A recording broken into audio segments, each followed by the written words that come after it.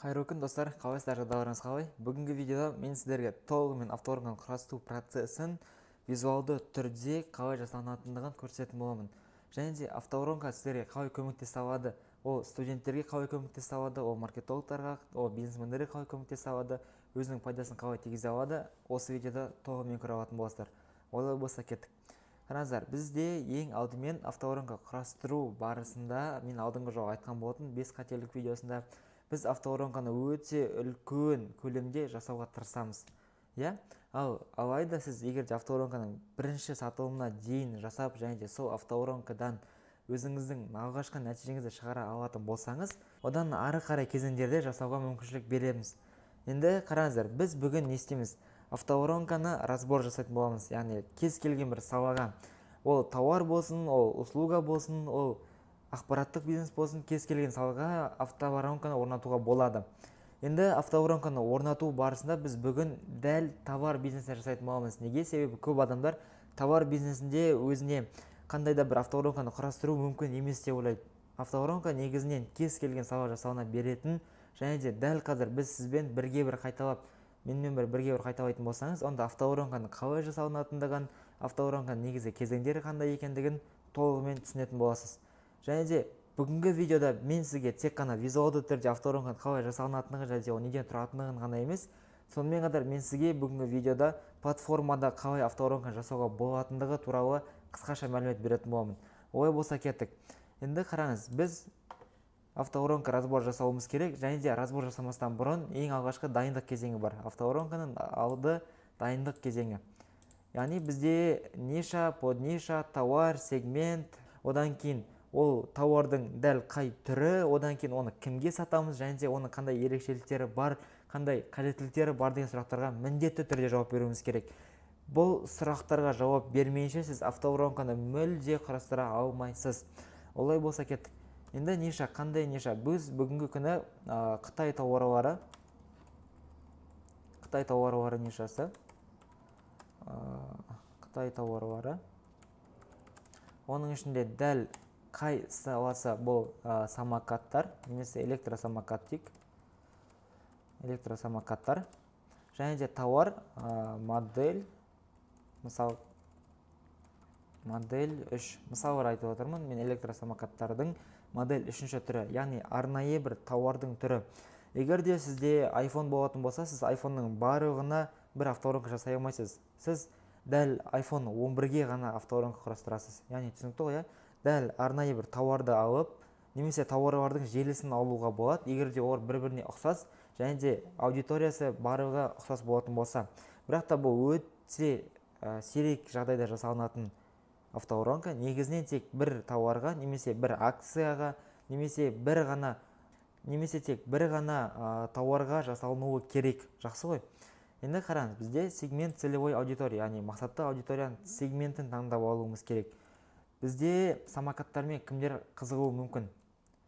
Бұл жерде қараңыз, ата-аналар, яғни целевой аудитория, ата-аналар өздері айдамаса да, өздері онымен қолданбаса да, оның балаларына алып беруі мүмкін, ата-аналар. Одан кейін студенттер. Неге студенттер? Себебі студенттер бұл қаланың ішіне, және де қаланың ішінде общагадан, немесе өзінің қазір жалдап тұрып жатқан үйінен университетіне жету үшін, немесе университеттен шыға салып жұмысқа бірден үлгеру үшін алуы мүмкін деген сияқты. Және де бізде қаланың ішінде тұратын жұмысшылар бар.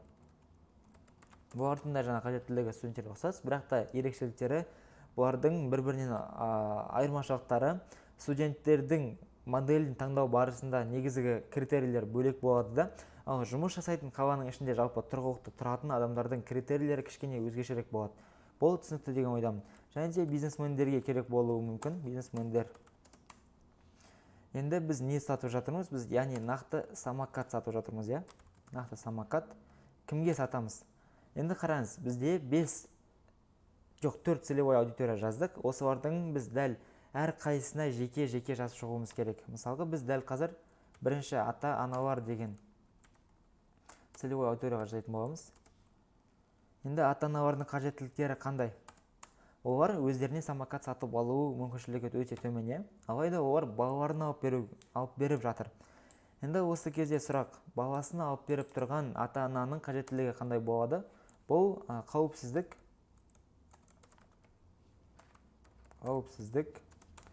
Одан кейін оның арзан болуы, арзан немесе қымбат болуы өзіңіздің таргеттен немесе өзіңіздің аудиторияңызға байланысты болуы мүмкін. Одан кейін оның өте қатты жылдамдықта жүрмеуі, жылдамдығы кішкене орташа болуы. Неге? Себебі өте қатты жоғары жылдамдықта жүретін самокаттар бұл қауіпсіздік шаралары кішкене төмендей береді. Себебі өте қатты жылдамдықта балаларның өзінің денсаулығына зиян келтіруі мүмкін. Сондықтан да жылдамдығы орта немесе төменін алуымызға тырысамыз. Зарядталуы және де оның қандай қажеттілігі бар? Баланың өзінің достарының алдында жақсы солмен қолдана алуы, достарымен бірге қолдана алуы, яғни достарына көрсете алуы, мақтана алуы, яғни менің мамам немесе менің папам осыны алып бере алды деп айта алатындай болуы керек. Және де қандай қажеттіліктері бар бұл жерде тағы да.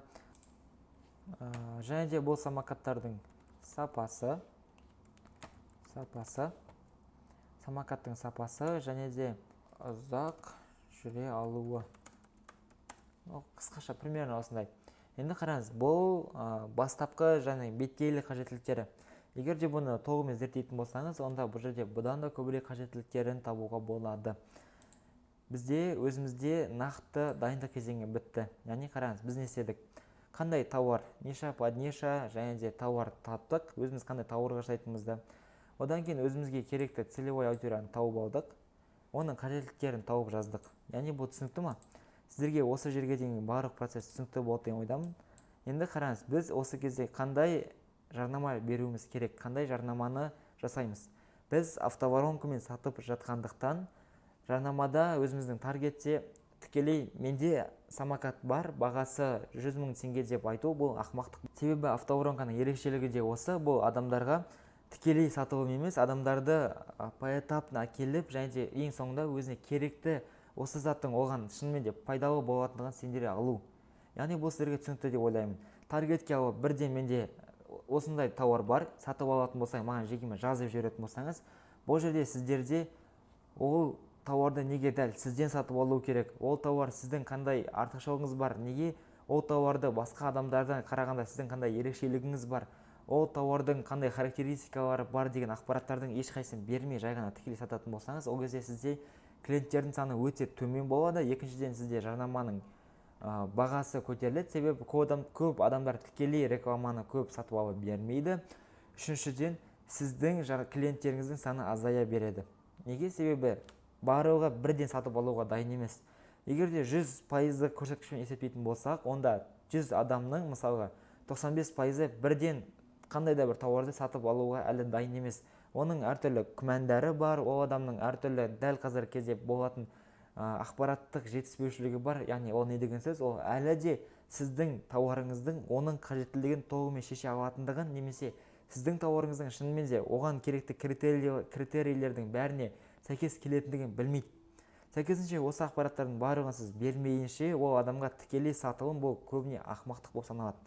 Енді қараңыз, біз не істейміз? Біз осы уақытта Facebook'тан жарнама жібереміз. Яғни Facebook'тен Instagram'ға жіберуге болады, Facebook'тың өзіне жіберуге болады. Яғни бұл таргет рекламасы арқылы жібереміз. Немесе Facebook'тың өзіне продвигать етуге де болады. Енді осы кезде қараңыз, подробнее батырмасын басу үшін, осы кезде көбірек клик болу үшін біз не істейміз? Біз пайдалы ақпарат арқылы өзіміздің целевой аудиториямызға шығамыз. Яғни дәл қазір самокат таңдаудағы жіберу мүмкін 10 қателікті біліп алды.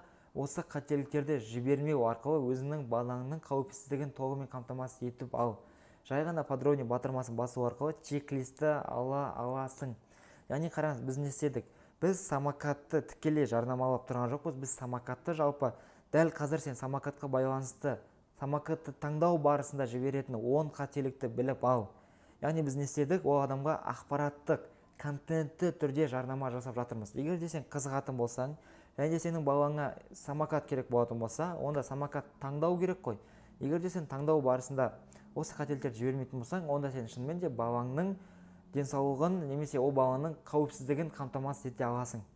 Примерно текст осындай болады. Ал негізгі 15 секундта жіберілетін ақпарат чек-листі ал, яғни самокат таңдау барысында дұрыс таңдау керек. Ал оны дұрыс таңдау үшін сен 10 түрлі дұрыс таңдау функцияларын, критерияларын білуің керек. Оны осы чек-листен ала аласың. Яғни бұл түсінікті деген ойдамын. Осы кезде қызыққан жалпы осы самокат алғысы келіп жүрген ата-аналар не істейді? Бізде подробнее батырмасын басады. Подробнее батырмасын басқан ата-аналар бізде мини лендинг пейджге түседі. Мини лендинг пейдждің мақсаты, жалпы бұның негізгі міндеті қандай? Сіз автоворонкіде сіздің клиентіңізге керекті мессенджерде жұмыс жасай аласыз. Яғни қараңыз, сізде Telegram бар және WhatsApp бар. Яғни қараңыз, бізде мини лендинг пейдждің кәдімгі лендингтен айырмашылығы бұл телефонның бір экранына сыяды.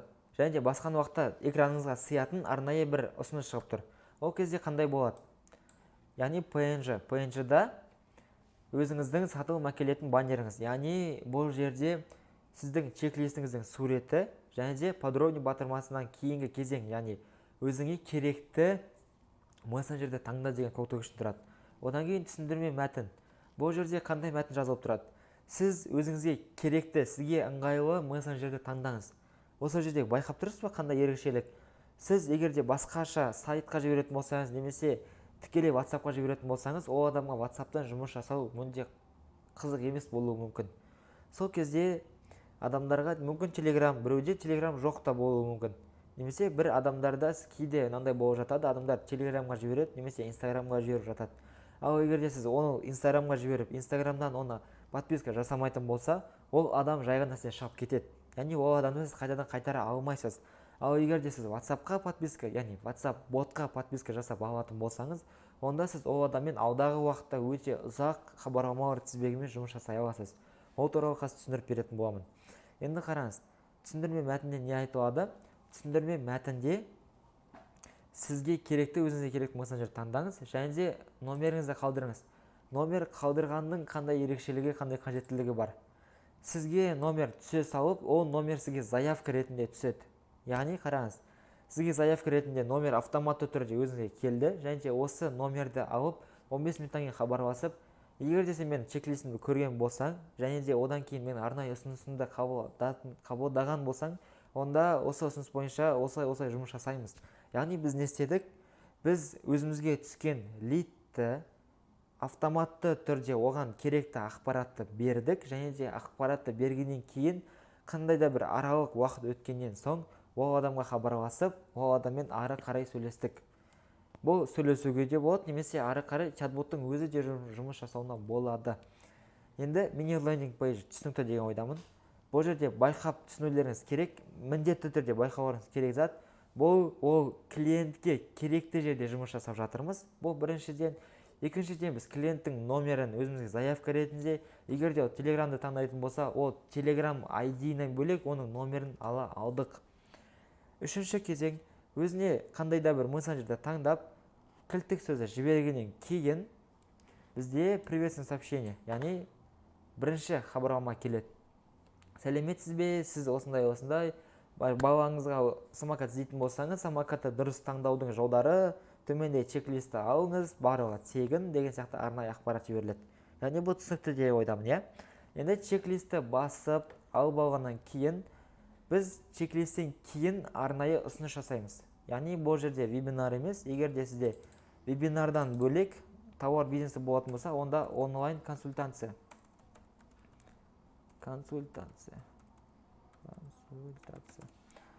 Онлайн консультацияның негізгі мақсаты не? Бұл адамға онлайн түрде оның үйінен шығарып, оны базарға әкеліп, немесе қандай да бір нүктеге, өзіңіздің сататын нүктеңізге әкелдіргеннен көре, үйінде жатқан жерінде бірден ол адам сізге әлі де қызығушылығы бар уақытта хабарласып сөйлесуге болатын мүмкіншілік жасау. Енді қараңыз, осы кезде не істейміз? Чек-листі алғаннан кейін ол адам сізге онлайн консультацияға шықпауы да мүмкін. Дұрыс қой? Біз ары қарай хабарламалар тізбегімен жұмыс жасайтын боламыз. Яғни бірінші хабарламада қандай ақпарат?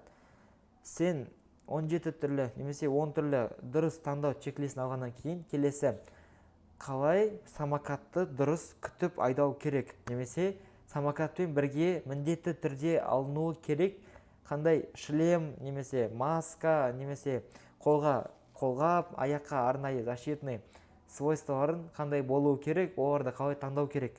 Яғни қараңыз, ата-ананың негізгі мақсаты бұл баланың қажеттілігі, баланың қауіпсіздікте болуы, баланың ешқандай да самокатты айдау барысында бір жарақат алмауын қамтамасыз ету. Біз бірінші хабарламада қалай баланы қорғауға болатындығы туралы хабарлама жібердік. Екінші хабарлама жібереміз, балаңызды қалай дұрыс модель таңдау керек. Яғни өте жылдам жүретін самокат бар, өте ақырын жүретін самокаттар бар, орташа жылдамдықпен жүретін самокаттар бар. Бағасы жоғары, бағасы төмен. Ол жерде модельдің түрлеріне байланысты қолмен көтеруге оңай, оны өзімен бірге алып кете беретін самокат бар деген сияқты. Яғни самокаттың түрлерімен таныстырып жатырмыз. Енді келесі кезең. Біз үшінші хабарламада самокаттарды таңдау барысында неге көңіл аудару керек екендігін айттық. Одан кейін оған дұрыс керекті шлем, одан кейін керекті барлық таңдау барысында жібермеу керек оң қателікті айттық. Яғни өзіміздің эксперт екенімізді дәлелдедік. Екінші хабарламада баланы қорғауға болатын арнайы керекті заттарды алуға байланысты және де ол заттардың қандай болу керек екені туралы айттық. Үшіншісі, біз осы хабарламада модельдер туралы сөйлестік. Және де төртіншісі, біз осы хабарламада баланы қалай осы самокатты үйретуге болатындығы туралы. Яғни самокатты бірден алып бере салғаннан көрі, сен самокатты осылай айда және де оны қалай айдау керек екенін ата-ананың өзі үйрететін болса, онда ол бала шынымен де қауіпсіздікте болатындығы. Біз не істедік? Ол ата-аналарға жалпы самокатты дұрыс айдауды үйретуге болатындығы туралы айттық және де оны көрсеттік. Осындай хабарламалар тізбегінен кейін біз бәрібір де ол адаммен онлайн консультацияға шығуға тырысамыз. Яғни онлайн консультация немесе офлайн жеке бір нүктеге шақыруға болады. Не істедік, достар? Сіз осы уақытқа дейін байқамай қалған, немесе сіз осы уақытқа дейін білмей, көрінбей, сізге бір байқалмай қалған заттар. Біріншіден, сіз конкуренттерден ерекшелене отырып, ол клиентке өзіңіздің шынымен де осы саладан нақты эксперт екендігіңізді дәлелдей алдыңыз. Бұл бірінші нүкте. Екіншіден, сіз басқа конкуренттер жасап жатпаған, яғни жасамаған өзіңіздің ақпараттарыңызды ұсынып жатырсыз. Яғни ол адам тіпті ойламаған кейбір ақпараттарды баланы қалай осы самокатты айдауға болатындығы туралы үйретудің өзі басқа конкуренттер жасамаған. Яғни ол адамға өзіңіздің басқаша, яғни шынымен де ол адамға керекті, ол адамға шынымен де қажеттілігін өте алатын кәсіпкер ретінде көрсеттіңіз. Бұл екінші, яғни позиционирование дұрыс кетіп жатыр. Үшіншіден, сіз оларға тікелей сатылымнан көрі көбірек дәл қазіргі кезде самокаттар қызығып жүрген ата-аналардың жаңағы контактілерін жинап алып, ол адамдармен жұмыс жасадыңыз. Яғни ол адамдардың контактілері сізде сақталып қалды. Үшіншіден. Төртіншіден, сіз таргет жарнамасынан кейін бірден сайтқа жіберіп, сайттан обратно шығып кететін адамдарды ретаргетпен тағы да қосымша бюджет жұмсағаннан көрі, ол адамдарға тегін түрде хабарламалар тізбегін автоматты түрде жібере алдыңыз. Бұл төртінші артықшылығы. Және де бесіншіден, кез келген клиент воронка арқылы өтуі керек. Воронка арқылы өткен клиенттердің сізден сатып алу мүмкіншілігі өте жоғары болатындығы. Енді осындай воронкалардан өткен адамдар консультацияға тіркеледі. Консультацияда егер де сіз жақсы өзіңізді дәлелдей алсаңыз, тағы да онда ол адам немесе сайтқа кіріп онлайн түрде заказ береді, немесе сіздің сататын нүктеңізге келіп өздері таңдап алады. Яғни бұл кезде сату бөлімі, яғни сату процестері басталады. Сайтқа кіргізуге болады, оны өзіңізге жеке шақыруыңызға болады, оны заявка қалдыртып, немесе өзіңіздің каталогты жіберту арқылы каталогтан таңдатуға болады. Ол жерде де әртүрлі форматтар бар, әртүрлі варианттар бар. Жалпы осы жерде осының барлығы қалай көрінеді деген нүкте, қалай осының барлығын түсінуге болады дейтін болсаңыз, міне осы суретті сақтап алыңыз. Яғни сіз басқа конкуренттеріңіз сияқты, немесе қазірде осылай жасап жатуыңыз мүмкін, Facebook жарнамасынан тікелей алып сайтқа жіберетін болсаңыз, міне Facebook жарнамасынан подробнее батырмасын басқан уақытта бірден сайтқа кететін болса, онда сіздің клиенттеріңіздің 90-95%-на дейін сатып алмауы мүмкін. Ал осындай воронка арқылы жасағанның арқасында сізде клиенттердің сатып алу мүмкіншілігі 2 немесе 5 есеге дейін жоғарылайды.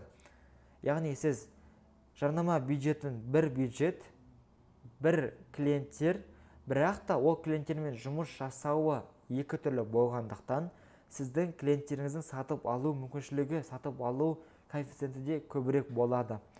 Бұл видео сіздерге толығымен түсінікті болды деген ойдамын. Бұл видеоның негізгі мақсаты сізге жалпы автоворонканың қалай жұмыс жасайтындығы, автоворонканың не екендігі, автоворонканы қалай құрастыруға болатындығын көрсеттім.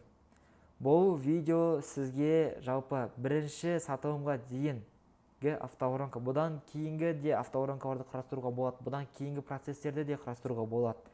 Және де бұл жерде upsell деген арнайы ұсыныстар бар, немесе downsell деген ұсыныстар бар, немесе 3 хабарламадан кейін де сіздің онлайн консультацияға келмеген адамдармен бөлек жұмыс жасауға болады.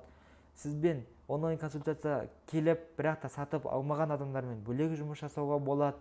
Сайтыңызға кіріп, сайттан заказ бермеген адамдармен бөлек жұмыс жасауға болады. Сату процесіне келіп, бірақ сатып алмаған адамдармен мүлде бөлек жұмыс жасауға болады. Яғни қараңыз, автоворонканың арнайы тағы бір және де мүлде басқа құралдарға қарағанда кездеспейтін ерекшелігі бұл вариативность, яғни варианттардың көп болуы. Сіз кіре салып бірден онлайн консультацияға жазып алуыңызға болады, немесе екінші хабарламадан кейін онлайн консультацияға жазып алуыңызға болады. Сіз 3 хабарламадан кейін де онлайн консультацияға келмеген адамдарға бөлек хабарлама жіберуге болады, консультацияға келген адамдарға бөлек хабарлама жіберуге болады. Яғни варианттардың көп болғандығының арқасында сіздің тағы да клиенттеріңіздің саны өсіп, конкуренттерге қарағанда аз ақша жұмсап, көбірек клиент әкеле аласыз. Яғни автоворонканың негізгі мақсаты да осы: клиенттердің санын көбейту, ал клиенттердің бағасын төмендету.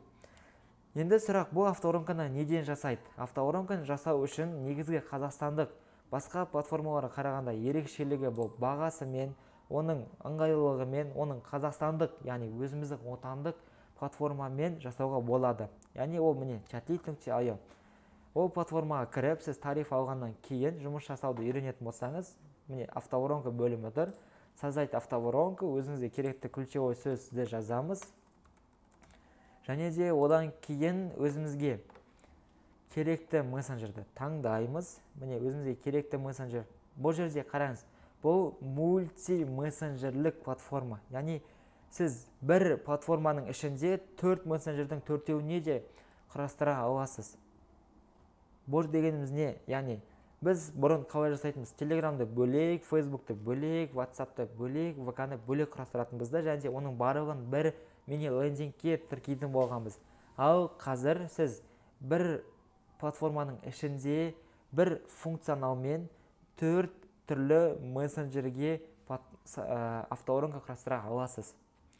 Бұл дегеніміз сізге өте ыңғайлы, бұл сіздің уақытыңызды үнемдейді, бұл сіздің ақшаңызды тағы да үнемдейді. Яғни сіз таргетке жіберген ақшаңызды үнемдедіңіз. Екіншіден, chatlead.io платформасының тарифтерінің өте төмен болғандығының арқасында тағы да ақшаңызды үнемдеп алдыңыз. Енді осы жерде міне бірінші приветственное сообщениені қоюға болады. Одан кейін арнайы смайликтерді қою, арасына паузаны қою, паузадан кейін келесі хабарламаларды жіберу, ол жерде условияларды қою, яғни міне добавить условия. Условияларды қою, оларда тегтермен белгілеу, тег, оларда переходтар жасау, оларда мессенджердің ішінде аппарат жасату, олардан форма қабылдау, оларға видео, аудио жіберу. Бұның барлығын осы платформаның ішінде құрастыра аласыз. Және де ең соңында сохранить батырмасын басып, инструменты роста бөліміне кіріп, мини-лендингті жасай аласыз. Бұның барлығы сіздерге арнайы курста үйретіледі. Егер де сіздерге курс керек болатын болса, автоворонкаға арнайы бөлек курс бар. Егер де жоқ, мен өзім құрастырамын дейтін болсаңыз, онда платформаға кіріп, тіркеліп, өзіңізге құрастыра беруіңізге болады. Егер де сізге жоқ, автоворонка емес, тек қана бот керек десеңіз, ботты да құрастыруға болады. Яғни бот не істейді? Онлайн консультант ретінде адамдардан заявка алып тұратын болады, адамдарға сіздің өзіңіздің модельдеріңізді автомат түрде жіберіп тұруға болады. Бұның барлығын осы платформада жасай аласыз. Сізге барлығы түсінікті болды деген ойдамын. Кез келген сұрақ бойынша осы комментарийге қалдыра аласыз.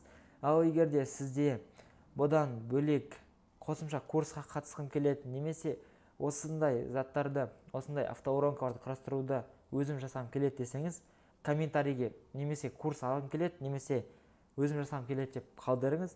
Бұл видео сізге шынымен де пайдалы болды деген сенімдемін, себебі бұндай видеолар Қазақстанда мүлде жоқ.